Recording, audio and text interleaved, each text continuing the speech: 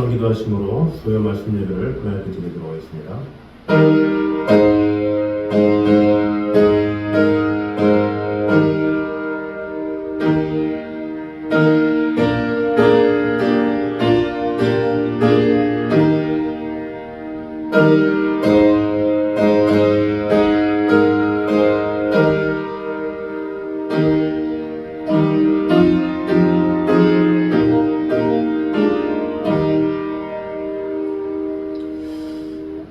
만군의 여호와여, 주의 장막이 어찌 그리 사랑스러운지요. 내 영혼이 여호와의 궁정을 사모하여 쇠약하며 내 마음과 육체가 살아계시는 하나님께 부르짖나이다. 주님의 궁정을 사모하며 아버지 하나님의 품 안에 거하기 원하는 이 자리에 있는 모든 성도들의 가정 위에 오늘도 함께하여 주셔서 오늘도 하나님의 말씀 위에 우리가 온전히 주님과 동행하며 아버지 하나님의 은혜 안에 온전히 거하는 귀한 시간 될 수 있도록 축복해 주시고 함께하여 주시옵소서. 예수님 이름으로 기도드립니다. 아멘. 우리 찬송가 400장 진행하겠습니다.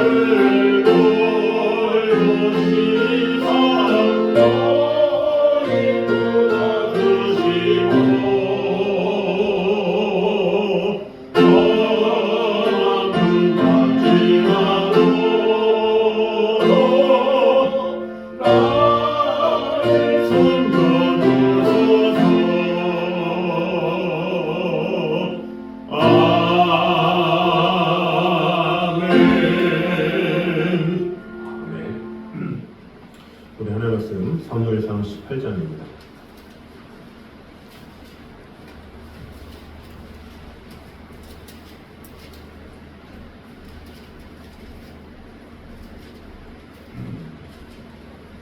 사무엘상 18장 17절에서 27절까지 보도록 하겠습니다. 사무엘상 18장 17절에서 27절까지 보도록 하겠습니다. 저부터 읽겠습니다. 사울이 다윗에게 이르되 내 맏딸 메랍을 내게 아내로 주리니 오직 너는 나를 위하여 용기를 내어 여호와의 싸움을 싸우라 하니 이는 그가 생각하기를 내 손을 그에게 대지 않고 블레셋 사람들의 손을 그에게 대게 하리라 함이라. 다윗이 사울에게 이르되 내가 누구며 이스라엘 중에 내 지족이나 내 아버지의 집이 무엇이기에 내가 왕의 사이가 되리까 하였더니 사울의 딸 메랍을 다윗에게 줄 시기에 무훌랏 사람 아드리엘에게 아내로 주었더라. 사울의 딸 미갈이 다윗을 사랑하며 어떤 사람이 사울에게 알리니라. 사울이 그 일을 좋게 여겨 스스로 이르되 내가 딸을 그에게 주어서 그에게 울무가 되게 하고 블레셋 사람들의 손으로 그를 치게 하리라 하고 이에 사울이 다윗에게 이르되 내가 오늘 다시 내 사위가 되리라 하니라. 사울이 그의 신하들에게 명령하되 너희는 다윗에게 비밀히 말하여 이르기를 보라 왕은 너를 기뻐하시고 모든 신하도 너를 사랑하느니 그런즉 내가 왕의 사위가 되는 것이 아니라. 사울의 신하들이 이 말을 다윗의 귀에 전하매 다윗이 이르되 왕의 사위 되는 것을 너희는 작은 일로 보느냐 나는 가난하고 천한 사람이라 한지라. 사울의 신하들이 사울에게 말하이르되 다윗이 이러이러하게 말하였다 하니 사울이 이르되 너희는 다윗에게 이같이 말하기를 왕이 아무것도 원하지 아니하고 다만 왕의 원수의 보복으로 블레셋 사람들의 포피 100개를 원하신다 하라 하였으니 이는 사울의 생각에 다윗을 블레셋 사람들의 손에 죽게 하리라 함이라. 사울의 신하들이 이 말을 다윗에게 아뢰매 다윗이 왕의 사위 되는 것을 좋게 여김으로 결혼한 날이 시작이었다.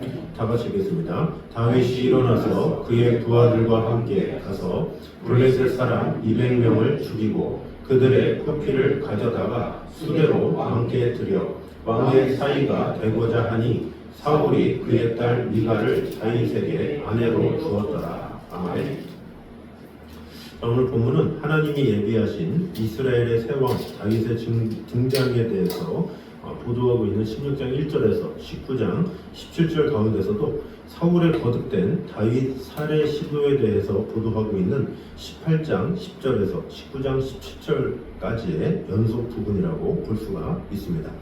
여기서는 사울의 1차 다윗 살해 시도와 다윗에 대한 그의 두려움에 대해서 보도하고 있었던 18장 10절에서 16절까지에 이어서 이제 결혼을 빙자한 사울의 다윗 제거 음모 실패와 높아지는 다윗의 명성에 대해서 이제 보도를 하고 있습니다. 본문을 구체적으로 보면 먼저 17절에서 21절은 사울이 큰딸 메랍과의 결혼을 조건으로 다윗으로 하여금 블레셋과 싸우게 함으로써 블레셋을 통해 다윗을 제거하고자 계획을 세운 사실을 보도하고 있습니다. 22절에서 29절까지는 메랍과의 결혼을 미끼로 해서 다윗을 제거하려 한 사울의 음모가 실패가 돌아가고 오히려 다윗이 사울이 제시한 블레셋 사람의 양피 100개보다 배가 많은 200개를 가져다 주고 사울의 둘째 딸 미갈과 결혼한 사실을 보도하고 있습니다. 끝으로 30절은 다윗이 블레셋과의 전쟁 시마다 사울의 부하들보다 더 잘 싸움으로 그 명성이 더욱 높아졌다는 사실이 보도되고 있습니다. 그럼 오늘 본문을 통해서 주신 은혜를 세 가지를 보도록 하겠습니다. 먼저 하나님의 뜻에 반하는 인간의 악한 경영은 결코 성공할 수 없음을 보여주고 있습니다. 본문을 전체적으로 보면 사울이 다윗을 죽이기 위해 여러 가지 계략을 꾸미는 것이 나와 있습니다. 사울은 다윗을 죽이기 위해서 블레셋과의 전쟁을 요구하는가 하면 블레셋 사람의 양피 100개를 요구하기도 했습니다. 사울은 이런 과정에서 다윗이 블레셋 사람들에게 죽임당하기를 기대했습니다. 이는 다윗이 백성들의 신임을 얻어서 왕이 될 것을 두려워한 나머지 다윗을 죽임으로써 이것을 어떻게 해서든지 막기 위한 사울의 계략이라고 할 수가 있습니다. 그러나 이것은 모두 하나님의 뜻과 상반되는 것이었습니다. 왜냐하면 하나님은 이미 다윗을 이스라엘의 왕으로 세우시기로 작정하셨기 때문입니다. 따라서 사울의 이런 악한 경영은 하나님의 섭리로 말미암아 모두 수포로 돌아갈 수밖에 없었습니다. 이와 같은 사실은 하나님의 뜻을 거스르는 인간의 악한 계획은 결코 성공할 수 없다는 것을 우리에게 알려주고 있습니다. 악인의 계획이 아무리 세밀하고 탄탄하고 집요하다 할지라도 하나님을 거스르는 계획이다 그렇다면 결코 성공할 수가 없습니다. 우리는 성경에서 이러한 예들을 수도 없이 찾아볼 수가 있습니다. 창세기 11장에 보면 사람들이 모여서 자신의 이름을 알리기 위해서 바벨탑을 쌓죠. 그 바벨탑을 쌓는데 얼마나 열심히고 얼마나 한 마음으로 단합을 했습니까? 그러나 그들은 흩어짐을 면하기 위해 또 자신들의 이름을 내기 위해서 하늘까지 닿는 탑을 쌓다가 결국에는 하나님에 의해서 모두 무마가 되는 그런 일들이 일어나게 됩니다. 또 민수기 22장에 보면 모압 왕 발락의 경우도 마찬가지입니다. 그는 이스라엘이 모압 평지에 도착하자 그들을 두려워한 나머지 점술과 발람을 불러서 그들을 저주하게 하려는 악한 생각을 가지고 있었습니다. 그러나 그 뜻대로 되지 않죠. 하나님께서 발람을 통해서 오히려 저주가 아닌 축복의 이야기를 하게 하셨고 나귀로 말하게 하시고 여러 가지 사건을 통해서 결국에는 발락이 생각했던 뜻과는 전혀 다른 것대로 되는 경우가 너무나도 많았죠. 에스더서에 보면 또 하만도 그렇죠. 자신의 계획대로 자신의 뜻대로 하고자 했지만 결국에는 유대인들이 구원을 받고 본인은 나무에 달려 죽게 되는 그런 일이 일어나게 되었죠. 물론 때로는 하나님의 계획이 좌절되고 악인이 승리할 때도 있습니다.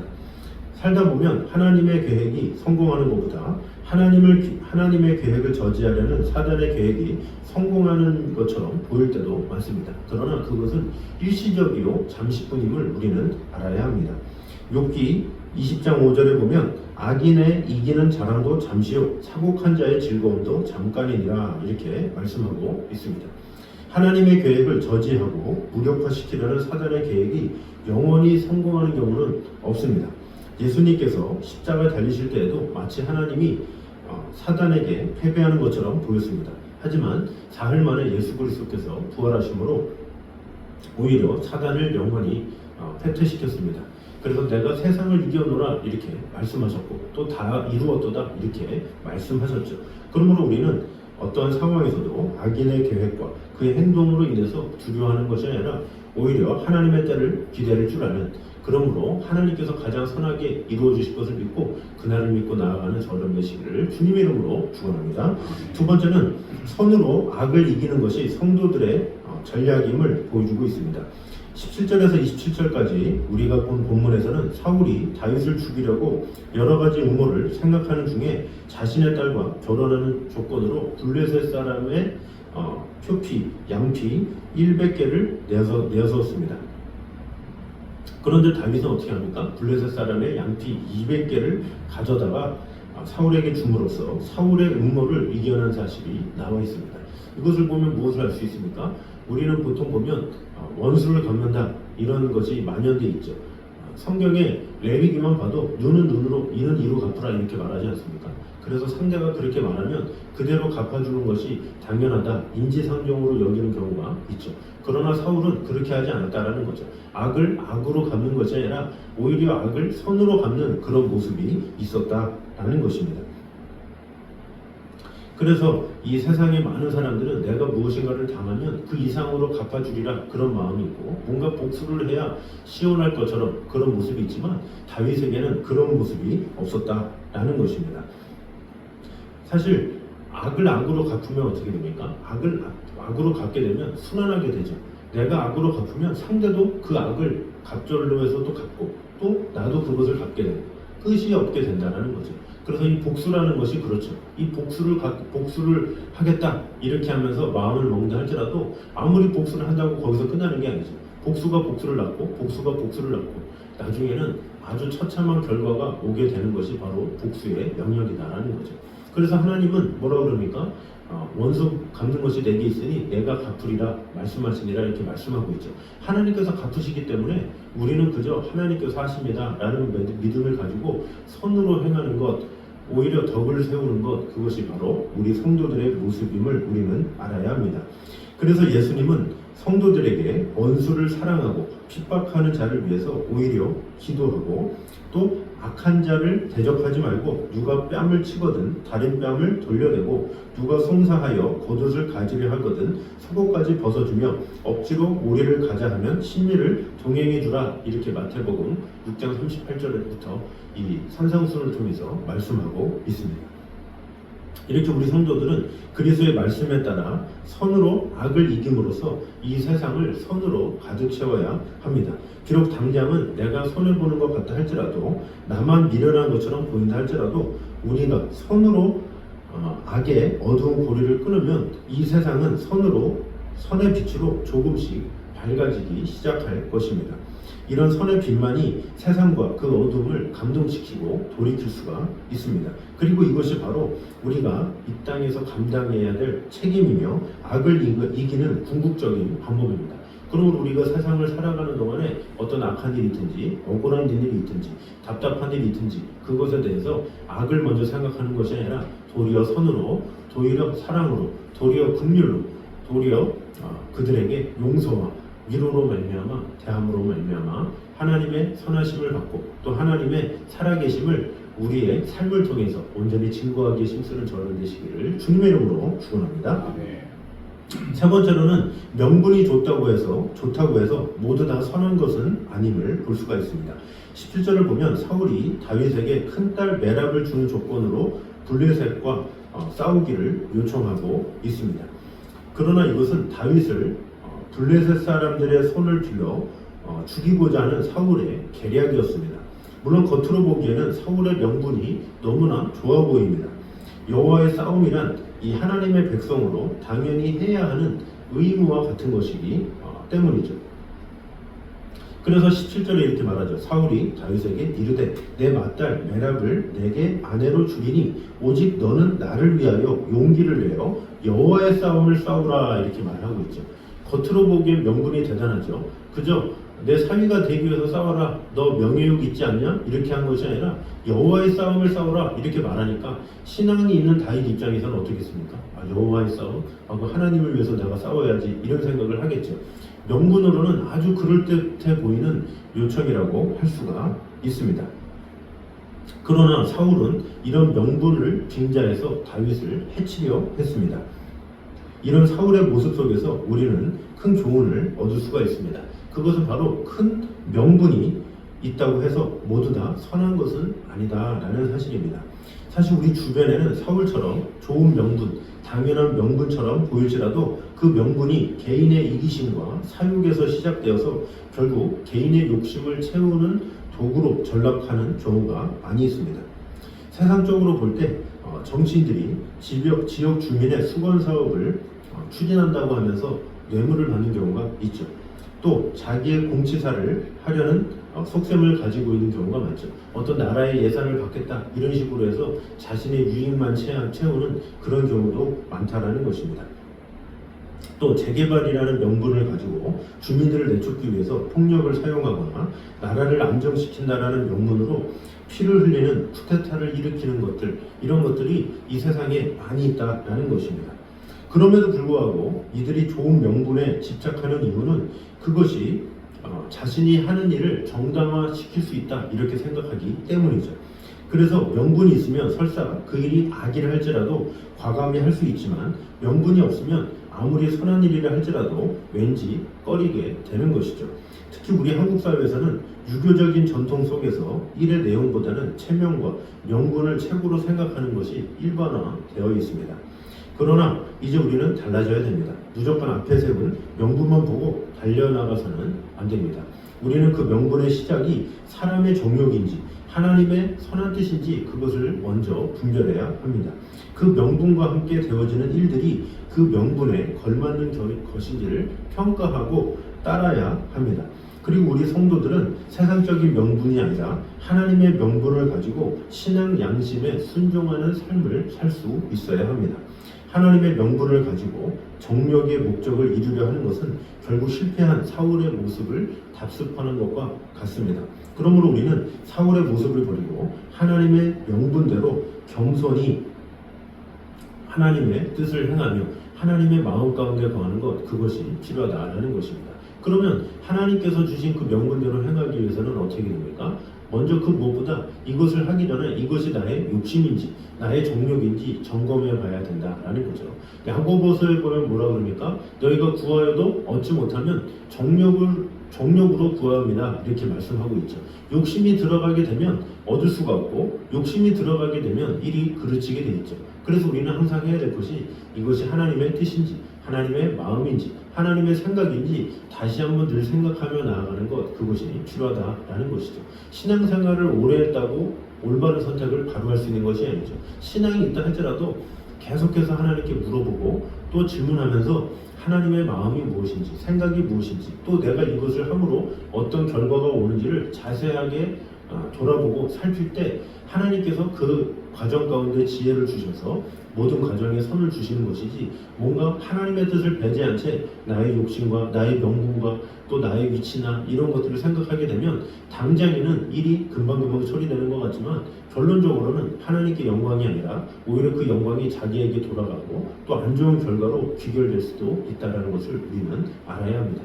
그러므로 우리는 어떤 상황에 처하든지 어떤 명분이 있든지 그 명분을 하나님께서 기뻐하시는 명분으로, 하나님께 영광이 되어지는 명분으로 그것을 우선순위로 삼아서 그것으로 말미암아 결론은 하나님께서 영광 받으시고 결론은 하나님께서 원하시고 결론은 하나님께서 모든 것을 주관하시게 되는 그런 일들이 일어나게 되는 것을 경험하게 됨으로 말미암아 어떤 일을 할 때든지 하나님께서 주시는 뜻 가운데 온전히 순종하며 믿음으로 나아가는 저 여러분 되시기를 주님의 이름으로 축원합니다. 기도하겠습니다.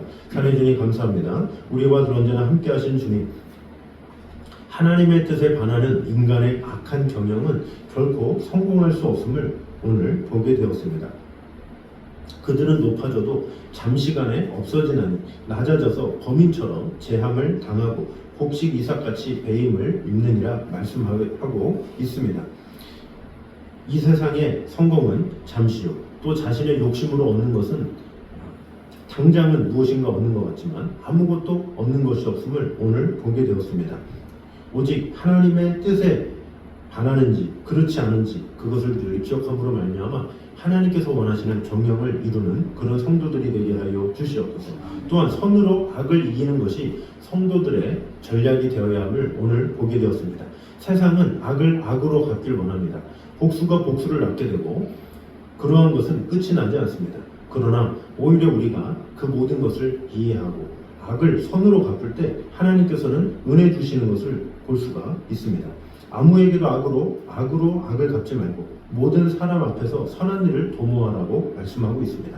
아버지 하나님, 우리의 모든 삶 가운데 우리에게 주어진 결과를 가지고 그것이 나에게 손해인지 아닌지 인간적인 생각을 가지고 따지는 것이 아니라 어떠한 상황에서든지 내가 비록 조금 손해를 본다 할지라도 하나님의 뜻이라면 먼저 손해볼 줄 알고 먼저 이해할 줄 알고 먼저 용납할 줄 알고 먼저 용서할 수 있는 그런 넓은 마음을 허락하여 주시옵소서. 그러함으로 말미암아 아버지 하나님께서 주시는 그 마음 가지고 그 선한 행실 가지고 하늘에 계신 우리 아버지께 영광을 돌리는 성도들이 되게 하여 주시옵소서. 또한 명분이 좋다고 해서 모두 다 선한 것은 아님을 오늘 보게 되었습니다. 세상에 어떤 것을 추구하든지 또 교회에서 신앙생활을 하든지 그것을 함에 있어서 그 명분을 살리는 것에 마음을 다할 때가 있는데 중요한 것이 무엇이겠습니까? 바로 이것이 하나님께 영광이 되어지는지 이것이 하나님의 뜻에 합당한 것인지를 먼저 보는 것이 우리에게 중요한 것임을 오늘 보게 되었습니다. 경건의 모양은 있으나 경건의 능력은 부인하는 자니 이 같은 자들에게서 내가 돌아서라 말씀하고 있습니다. 겉으로 보이는 모양으로 끝나지 아니하고 그 능력을 온전히 믿고 나아가는 그런 성도들이 되게 하여 주시옵소서. 하나님의 명분을 가지고 정욕의 목적을 이루려는 자가 아니라 우리 자신의 욕심을 다 내어버리고 오직 하나님의 명분대로 겸손한 삶을 살아가는 우리 성도들이 되어서 결국에는 아버지 하나님께서 영광 받으시고 결국에는 아버지 하나님의 나라 위하여 또 마음을 다하게 힘쓰는 그런 성도들 될 수 있도록 축복해 주시고 함께하여 주시옵소서. 예수님의 이름으로 기도드립니다. 아멘. 우리 찬송가 262장 찬양하겠습니다.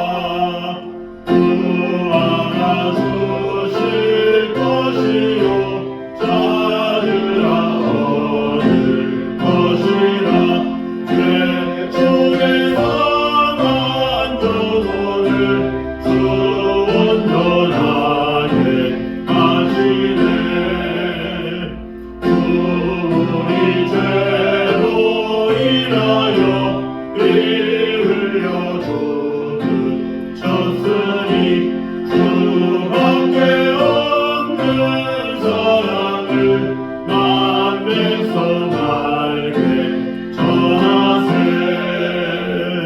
주 예수 사랑 못 잊어 나 항상 눈물 흘리네. 이 세상 어디 가든지 나 주만 생각합니다. 온 많은 자리 세례와 영생의 물을 마시라. 내 주를 사랑한대도 늘 나의 구주하노라. 이제 우리 예수 그리스도의 은혜와 아버지 하나님의 무한하신 사랑과 성령님의 교통하심이 늘 우리와 함께 계시는 하나님의 영광을 위하여 살아가길 원하는 이 자리에 있는 모든 성도들 위해 이제부터 영까지 함께 있기를 간절히 축원하옵나이다. 아멘.